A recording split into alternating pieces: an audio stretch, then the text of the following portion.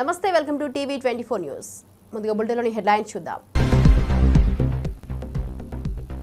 YS Jagan ను కలిసిన కారేడు రైతులు చంద్రబాబు పాలనలో భూములు లాక్కోవాలని చూస్తున్నారని ఆరోపణ.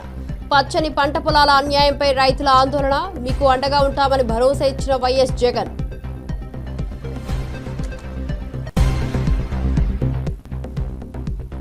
బండి సంజయ్ సంచలన వ్యాఖ్యలు, విద్యా వ్యవస్థపై ప్రశ్నలు. ప్రైవేట్ పాఠశాలలో ఉపాధ్యాయుల అర్హతపై బండి సంజయ్ వ్యాఖ్యలు, కనీసం డిగ్రీ కూడా లేని ఉపాధ్యాయులు ఉన్నారని కేంద్ర మంత్రి ఆందోళన.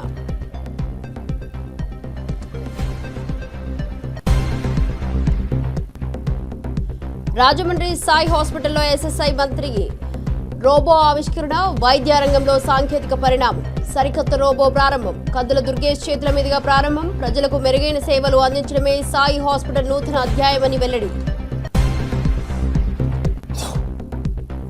చంద్రబాబు కుట్రలపై సాక్షి ఎత్తుగడలు సృష్టించవచ్చా? సాక్షి పత్రికకు ఎక్కడి నుంచి లభించని యాడ్స్ కలకలం. సర్క్యులేషన్ కోసం ఈనాడు ధర్మ పోరాటం చర్చనీయాంశం. వైఎస్ జగన్ హయాంలో ఆర్థిక దెబ్బకు సాక్షి సమరం.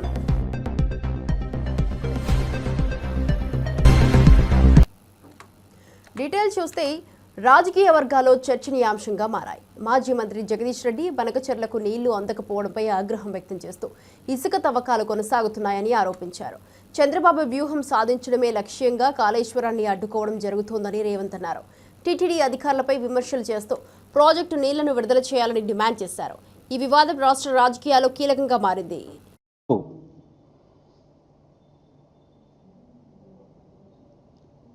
రేపొచ్చే కమిషన్ ఏదైతే ఉంటుందో ఆనాటికి మనం గోదావరిలో ఇప్పటికే మనకు హక్కుగా ఇచ్చిన జీవోల ద్వారా ఇచ్చిన 960 టీఎంసీల నీళ్ళని మేము ఆల్రెడీ వాడుకుంటున్నాం. పై వచ్చే నీళ్ళలో కూడా మాకు ఇంకా అక్కరుంది, కొత్తగా ప్రాజెక్టులు మొదలుపెట్టుకుంది అని చెప్పి మనం చెప్పాల్సిన దాన్ని కాళేశ్వరం ద్వారానే 150 టీఎంసీల నీళ్ళు మేము వాడుతున్నామని చెప్పాల్సిన విషయాన్ని దాచిపెట్టి చంద్రబాబుకు కావాల్సిన పద్ధతుల్లో, బనకచెర్లకు కావాల్సిన పద్ధతుల్లో నువ్వు యాక్షన్ చేస్తూ ఉన్నావు. ప్రతి అక్షరం నీళ్ళ విషయంలో నువ్వు మాట్లాడుతున్న ప్రతి అక్షరం చంద్రబాబు రాసి పంపిందే. చంద్రబాబు ఏజెంటు ఇక్కడ ఉన్న ఆదిత్యనాథ్ దాస్ ద్వారా రాసిచ్చిన స్క్రిప్టులు చదువుతూ తెలంగాణ రైతులు పెట్టిన భిక్ష నీ పదవి, దాన్ని ఉపయోగించుకొని అదే రైతాంగానికి ద్రోహం చేస్తున్నావు. దానికి తోడు స్వామి కార్యం స్వకార్యం అన్నట్టు వేలాది లారీలను పెట్టి ఇసుక తోడుతున్న తొడేళ్ళు అక్కడ దుర్మార్గంగా కోట్లాది రూపాయలు సంపాదించుకోవడానికి నీవు, నీ మంత్రులు, నీ మంది మార్బలం చేసే దుర్మార్గం కొరకు కాళేశ్వరం నీళ్ళని ఇవ్వటం లేదు. ఇవాళ నువ్వు కేవలం చంద్రబాబు డైరెక్షన్లో టీడీపీ అధినేత చంద్రబాబు నాయుడు పాలన రాష్ట్ర ప్రజలకు ఎమర్జెన్సీని తలపించే విధంగా మారింది. ప్రజలకు నిరసన తెలిపే అవకాశం లేకుండా వైఎస్ఆర్సీపీ కార్యకర్తలపై టార్గెట్ చేసుకుంటూ దాడులు జరుగుతున్నాయి. ఈ క్రమంలో జెడ్పీ చైర్పర్సన్ హారికపై దాడికి పాల్పడడం సంచలనంగా మారింది. పోలీసుల ఎదుటే టీడీపీ గుండాలు రెచ్చిపోయి ప్రదర్శించిన చర్యలు ఆందోళనకరంగా మారాయి. రాష్ట్రంలో టీడీపీ కార్యకలాపాలు ప్రజల్లో తీవ్ర అసహనాన్ని రేకెత్తిస్తున్నాయి. ఇక ఈ పరిణామాలు రాజకీయ వర్గాల్లో పెద్ద చర్చనీయాంశంగా మారాయి. మీద ఉన్నారు, అలాంటి వాళ్ళే ఉన్నారు. వచ్చింది ఎంత వేల మంది. జగన్మోహన్ రెడ్డి గారు ప్రతిపక్ష నాయకుడు అక్కడికి వచ్చాడు. అక్కడికి ఈ ఎల్లో మీడియా ఫోటోగ్రాఫర్ పోవడం అది అసలు కరెక్టేనా? నీ దానికి ఎక్కడికైనా సాక్షివాడు వస్తే వెంటబడి కొడుతున్నావే. తెలుగుదేశం పార్టీ రిలేటెడ్ దాంట్లో. అందుకే ఇప్పుడు ఎవరు అటు పోవట్లే ఇటు పోవట్లే. ఒక పెద్ద మనుషుల ఒప్పందంలాగా ఉంది. ఆ ప్రోగ్రాంలకు సాక్షి వాళ్ళు పోవట్లే, ఈ వైఎస్ఆర్సీ ప్రోగ్రాంకి వాళ్ళు రావట్లే. ఎందుకు? అక్కడికి వచ్చిన తర్వాత అనవసరమైన అన్వాంటెడ్ ఇవేమైనా జరుగుతాయేమో అనేది అది ఎవరి కంట్రోల్లో ఉండదు. అప్పుడు ఏదైనా ఏం జరిగిందో తెలియదు. ఆ ఫోటోగ్రాఫర్ నీట్గా ఉన్నాడు, ఎక్సెప్ట్ 4-3 బటన్లు తీసుకోవడం తప్ప. అతను ముందు వెళ్ళి ఒక కంప్లైంట్ ఏదో ఇచ్చాడు, మూగదెబ్బలో ఏదో తగిలాయి, కెమెరా తీశారు, లాక్కున్నారని ఏదో చెప్పాడంటే that's a case. Okay, he has every right తను పోయి ఏదో కంప్లైంట్ ఇవ్వడానికి. పోలీస్ నిజంగానే చేసుకోవడం అభ్యంతరం లేదు. ఇప్పుడు దాన్ని దేనికి మార్చారు? అటెంప్ట్ మర్డర్ అంట. వేసిన దాన్ని ఎఫ్ఐఆర్లో ఉన్నదాన్ని మార్చి మళ్ళీ మెమో వేసి అటెంప్ట్ బర్న్ మర్డర్ కిందకి మార్చారు. పోలీసు ఉండేది దీనికా? ప్రతిపక్షాలను టెర్రరైజ్ చేయడానికా? కడుపు మండిన రైతులను టెర్రరైజ్ చేయడానికా? అర్థం కావట్లా. ప్రసన్న కుమార్ రెడ్డి సీనియర్ మోస్ట్, అంటే 6 టర్మ్ ఎమ్మెల్యే, ఆయన 6 టైమ్స్ ఎమ్మెల్యేగా ఎలక్ట్ అయినా. వాళ్ళ ఫ్యామిలీ డికేడ్స్ టుగెదర్ పాలిటిక్స్లో ఉన్నారు. ఆయన ఇంటి మీదకి ఒక 100 మంది 200 మంది పోయినారు. ఆ విజువల్ చూడండి. కేవలం నేను ఏది చూపిస్తున్నానంటే పోలీస్ అపతి అంటారా, లేకుంటే పోలీస్ ప్రేక్షక పాత్ర అంటామా, లేకుంటే పోలీస్ అటువైపు నుంచి ఇన్స్టిగేటర్స్ అంటామా, ఎవరైతే అటాకర్స్ ఉన్నాడో వాళ్ళకు ప్రొటెక్షన్ ఇచ్చే వాళ్ళు అందామా? రాజమండ్రి సాయి హాస్పిటల్లో సరికొత్త నవతరం ఎస్ఎస్ఐ మంత్ర రోబో ఆవిష్కరణ జరిగింది. వైద్య రంగంలో అత్యాధునిక సాంకేతికతను ఆవిష్కరించి ప్రజలకు మెరుగైన వైద్య సేవలు అందించేందుకు ఈ రోబో ప్రారంభించబడింది. ఈ కార్యక్రమానికి ముఖ్య అతిథిగా విచ్చేసిన రాష్ట్ర సాంస్కృతిక పర్యాటక శాఖ మంత్రులు ఇంకా కందుల దుర్గేష్ వర్చువల్గా ఆవిష్కరణ చేశారు. సాయి హాస్పిటల్ ఈ రోబో ద్వారా వైద్య రంగంలో నూతన అధ్యాయాన్ని ప్రారంభించి ప్రజలకు అత్యుత్తమ సేవలు అందించనున్నట్లు ప్రకటించారు.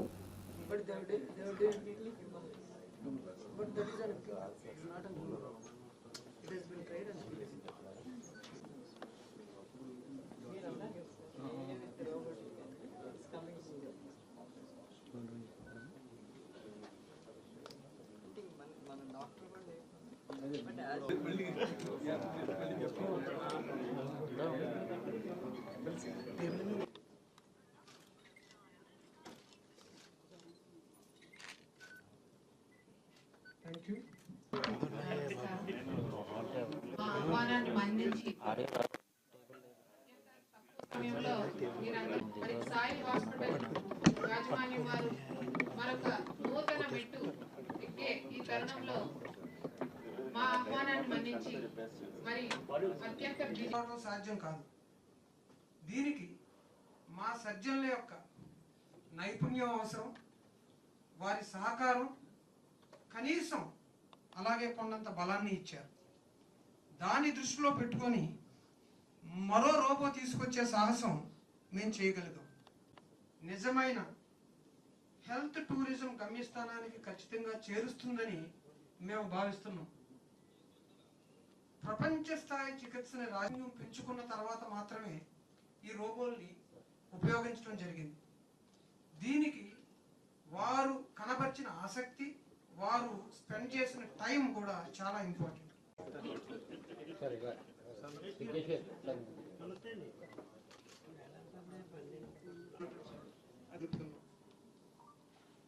ఈరోజు ఈ కార్యక్రమానికి హాజరవడం ద్వారా ఆరోగ్య రంగానికి మాత్రమే కాకుండా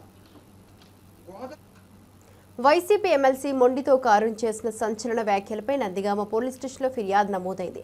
తమ ప్రభుత్వం వచ్చిన 2 నెలల్లో తమ కార్యకర్తలను ఇబ్బందులు పెట్టిన వారిని తీవ్రంగా నరుకుతామని ఎమ్మెల్సీ అరుణ్ చేసిన వ్యాఖ్యలను ప్రజలు రెచ్చగొట్టాయి.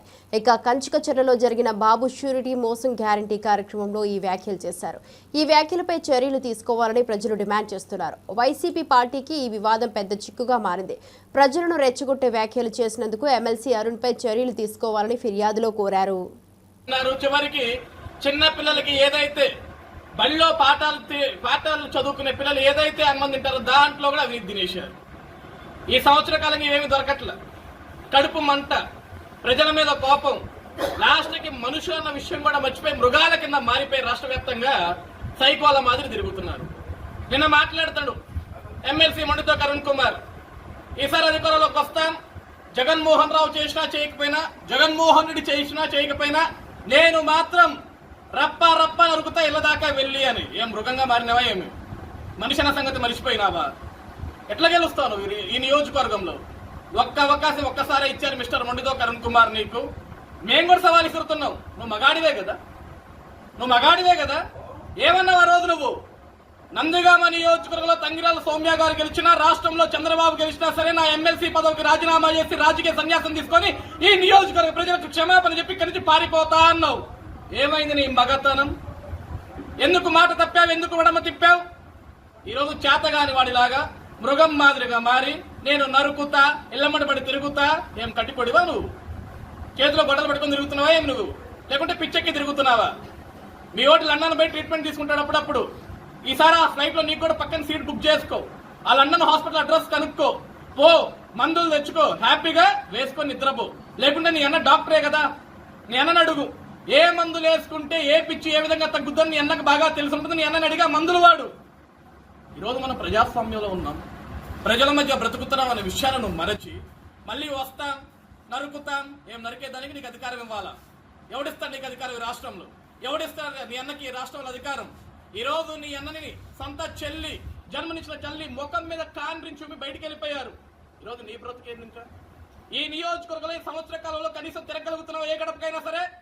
ఈ సంవత్సర కాలంలో కూటమి ప్రభుత్వంలో ఈరోజు తంగిరాల స్వామి గారు ఎమ్మెల్యేగా ఉన్న ఈ సంవత్సర కాలంలో ఏ ఒక్క ప్రజానికో అయినా సరే రోడ్డు మీదకి వచ్చి మాకు ఇక్కడ అన్యాయం జరిగిందని మాట్లాడారా? లేదు కదా. ఏదో రీకాలింగ్ చంద్రబాబు అని మీ నాయకుడు ఒక ప్రోగ్రాం పెట్టాడు. నీకు నిజంగా దమ్ముంటే వెళ్ళు, ప్రతి గడపకి వెళ్ళు, ప్రజలు చెప్పించి కొడతారు. నందికొండ నియోజకవర్గ ప్రజలందరూ కూడా తల్లికి వందనం ఎంతమందికి పడిందో కనీసం నీ పార్టీ జెండా మోసి ఏదైతే నిన్న ఈ ప్రోగ్రామ్ లో కూర్చున్నారు, ఏదైతే నువ్వు నిన్న పిచ్చి కుక్కలాగా మాట్లాడుతుంటే అక్కడ చప్పట్లు కొడుతున్నారో అందులో. కేంద్ర మాజీ ప్రధాన ఎన్నికల అధికారి రాజీవ్ కుమార్ శ్రీశైలం మల్లన్న ఆలయాన్ని సందర్శించారు. ఆలయ మహాద్వారం వద్ద ఈవోఎం శ్రీనివాసరావు ఆధ్వర్యంలో రాజీవ్ కుమార్ కు ఘన స్వాగతం పలికారు. శ్రీశైలం స్వామి అమ్మవారిని దర్శించుకుని ప్రత్యేక పూజలు నిర్వహించిన రాజీవ్ కుమార్ ఆలయ ఆవరణలో ఆధ్యాత్మిక వాతావరణాన్ని ఆస్వాదించారు. ఈ సందర్శనతో రాజీవ్ కుమార్ భక్తుల మన్ననలను పొందారు. శ్రీశైలం ఆలయం అతిథులకు ఆత్మీయ స్వాగతం పలుకుతూ పూజా కార్యక్రమాలు నిర్వహించింది.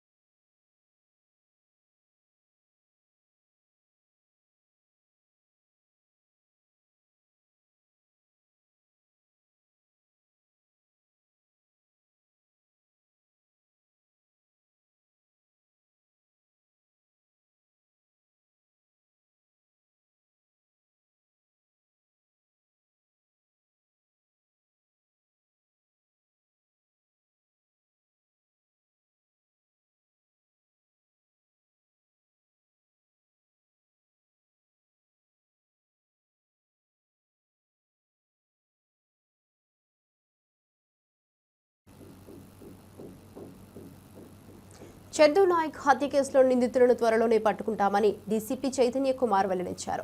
పరారీలో ఉన్న నిందితుల కోసం 10 ప్రత్యేక బృందాలు గాలింపు చర్యలు కొనసాగిస్తున్నాయి. ఇక స్పాట్లో దొరికిన బుల్లెట్ల పరిశీలనలో ఒకే వెపన్తో ఫైరింగ్ చేసినట్లు నిర్ధారణ అయింది. నిందితులు ఉపయోగించిన కారును గుర్తించామని డీసీపీ చెప్పారు. ఇక 2022లో జరిగిన ఓ హత్య కేసులో చందు నాయక్ నిందితుడిగా ఉన్న విషయం తెలిసిందే. పాత కక్షల కారణంగా హత్య జరిగిందా అనే కోణంలో దర్యాప్తు కొనసాగుతుంది. డీసీపీ చైతన్య కుమార్ తెలిపారు.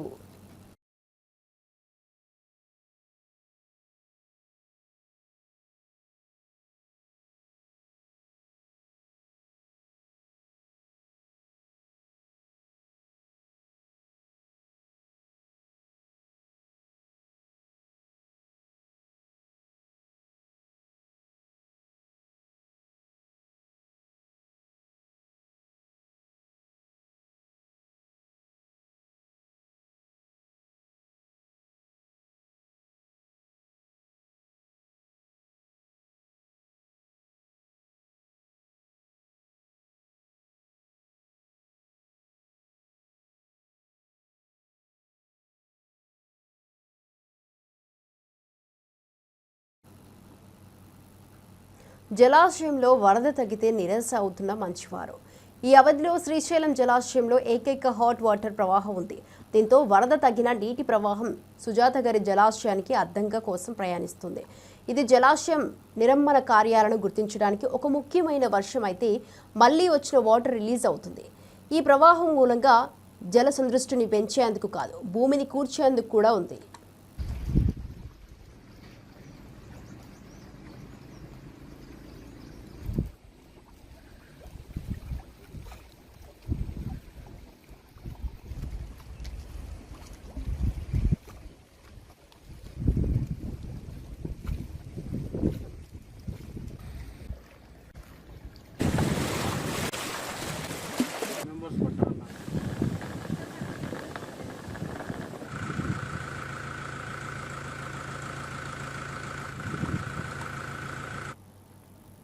బీఆర్ఎస్ నేత జగదీష్ రెడ్డి వ్యాఖ్యలు రాజకీయ వర్గాల్లో చర్చనీయాంశమయ్యాయి. అయితే ఈ వ్యాఖ్యలకు ఎమ్మెల్సీ అద్దంకి దయాకర్ తీవ్ర స్థాయిలో స్పందించారు. జగదీష్ రెడ్డి చేసే విమర్శలు వాస్తవాలను వదిలి నిరాశ నిస్సహాయతలతో కూడినవే అని అన్నారు. అంతేకాకుండా ఒక్క ప్రాజెక్టును కూడా పూర్తి చేయకుండా అబద్ధాలు చెబుతున్నారని నిప్పులు చెరిగారు. అద్దంకి వ్యాఖ్యలు రాజకీయ వర్గాల్లో పెద్ద దుమారాన్ని రేపుతున్నాయి. ఇరు వర్గాల మధ్య మాటల యుద్ధం ఇంకా కొనసాగుతుండగా ఈ వివాదం ఎలా పరిష్కారం అవుతుందో చూడాలి. వాస్తవాలు లేవు అనేది వాస్తవం. అబద్ధాలు చెప్పడానికి కూడా నిస్సిగ్గుగా వారు చేస్తున్న కామెంట్స్ ఏవైతే ఉన్నాయో, ఒక్క ప్రాజెక్టు కట్టకుండా కనీసం ఎస్ఎల్బీసీ టన్నెల్ కూడా పూర్తి చేయలేని ఒక దివాలాకోరు ప్రభుత్వం ఇలా గతంలో పాలించింది. ఇలా రేవంత్ రెడ్డి గారు అంటున్న మాటలకు మహిళల నుంచి స్పందన రాలేదని, లేదంటే ప్రజల నుంచి స్పందన రాలేదని ఇలా అబద్ధాలు చెప్పే ప్రయత్నం చేస్తాడు. అక్కడున్న ప్రజల్ని అడిగితే తెలుస్తుంది ఏ విధంగా రెస్పాన్స్ వచ్చిందనే విషయం. అది పక్కన పెట్టండి. ఫస్ట్ రికార్డు స్థాయిలో పంట మీరు కట్టిన ప్రాజెక్టుల వల్ల వచ్చిందా? నాగార్జున సాగరో, శ్రీశైలమో, లేకపోతే ఏ ప్రాజెక్టుల వల్ల మీరు కట్టినాయో చెప్పండి. కాబట్టి మీ యొక్క అస్తిత్వం కోల్పోతున్న క్రమంలో ఏదో కేసీఆర్ను మెప్పించడానికో, లేకపోతే మిమ్మల్ని తిట్టినందుకు ఏదో దాన్ని నేను ఉన్నా అని చెప్పుకోవడానికి తప్పితే దాంట్లో ఏముంది మీ ప్రెస్ మీట్లో? కేవలం ఎలా కేసీఆర్ భజన పరుల యొక్క బాగు జరిగింది గత ప్రభుత్వంలో తప్పితే మరొకటి కాదు.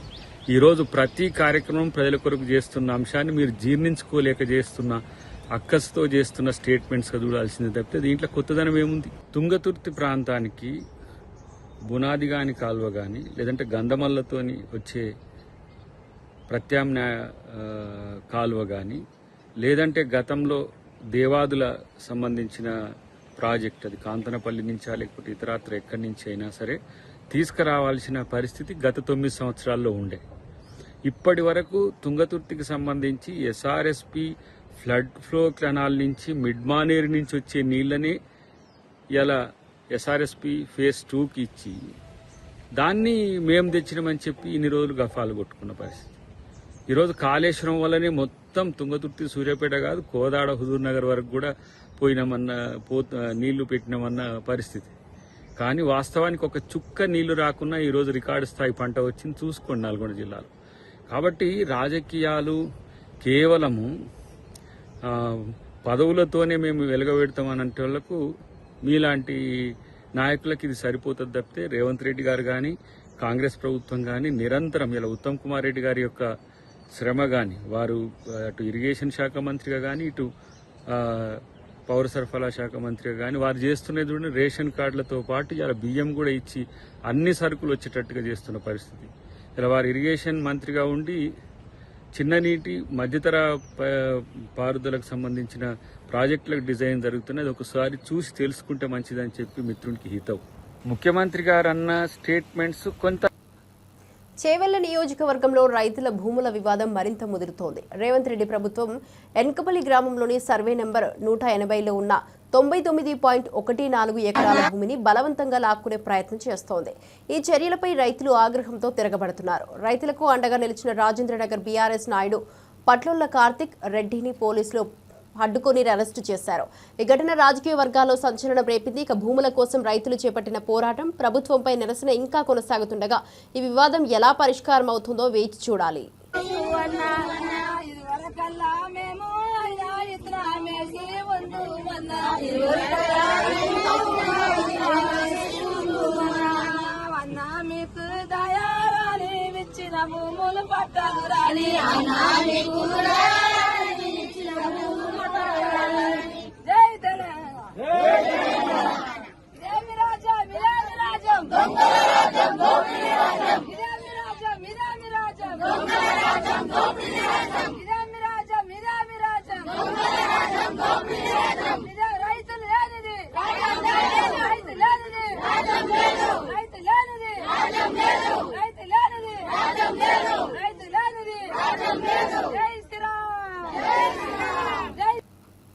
సాక్షి పత్రికకు వ్యతిరేకంగా చంద్రబాబు ఎల్లో మీడియాతో కలిసి కుట్రలు చేస్తున్నారని వార్తలు వినిపిస్తున్నాయి.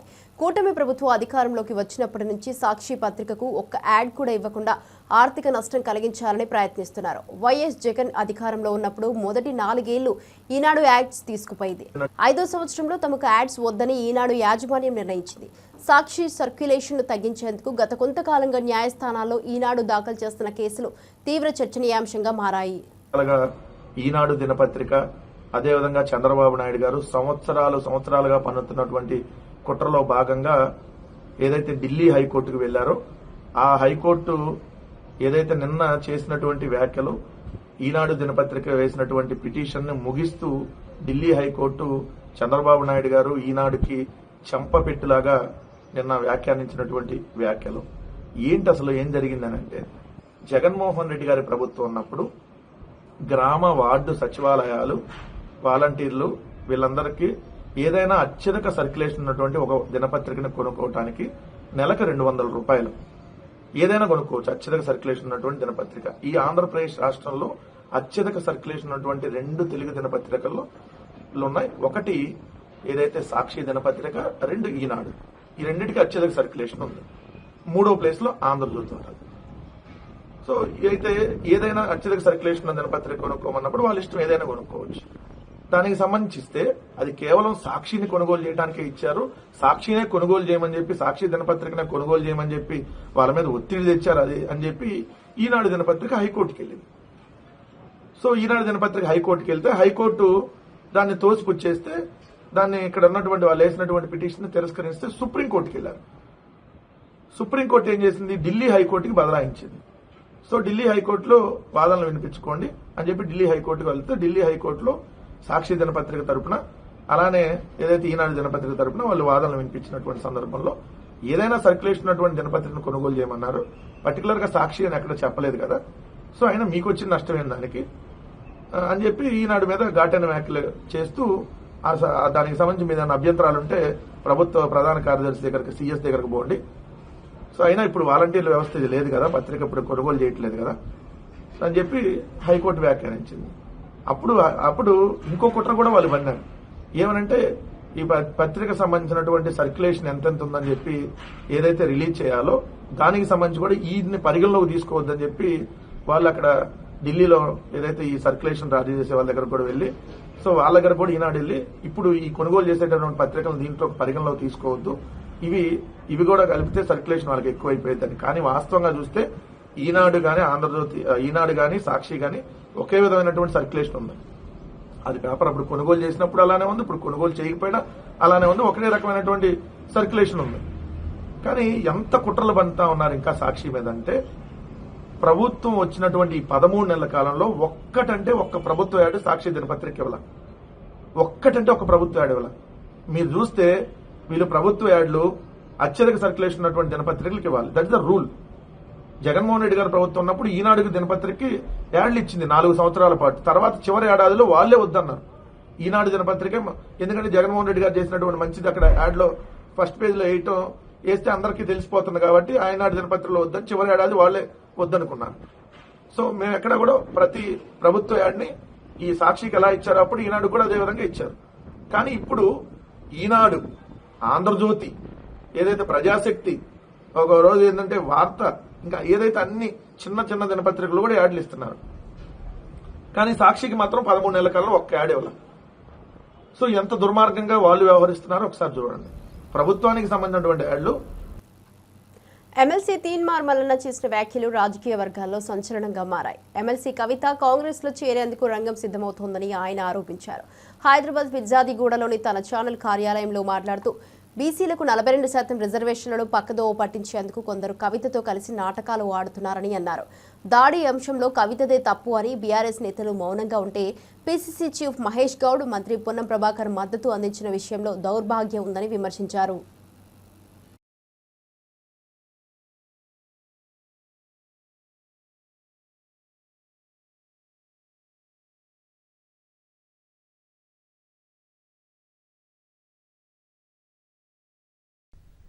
మొన్న ముగ్గురు మంత్రులు ప్రమాణ స్వీకారం చేసినటువంటి సందర్భంలో కల్వకుంట్ల కవిత గారు కూడా ప్రమాణ స్వీకారం చేయాల్సి ఉండే, అవునా కాదా? కాంగ్రెస్ పార్టీలో కల్వకుంట్ల కవిత గారు జైన్ కావడానికి రంగం సిద్ధమైండే. ఇప్పటికి కూడా ఆమె కాంగ్రెస్ పార్టీ అనధికారిక అనుబంధ సభ్యురాలుగా కొనసాగుతా ఉంది. ఇది స్పష్టమైతా ఉంది. లేకుంటే 42% రిజర్వేషన్ ఆర్డినెన్స్ వ్యవహారం ఏదైతే ఉందో అది తేలక ముందుకే, అది పట్టాలెక్కక ముందుకే ఈమె సంబరాల కార్యక్రమాలు చేసుకోవడము, అటు ప్రభుత్వం ఈమెకు మద్దతుగా నిలబడము, ఇవన్నీ చూస్తా ఉంటే కల్వకుంట్ల కవిత గారు కాంగ్రెస్ పార్టీతో మిలాఖాత్ అయిన విషయం స్పష్టంగా అర్థమైతా ఉంది.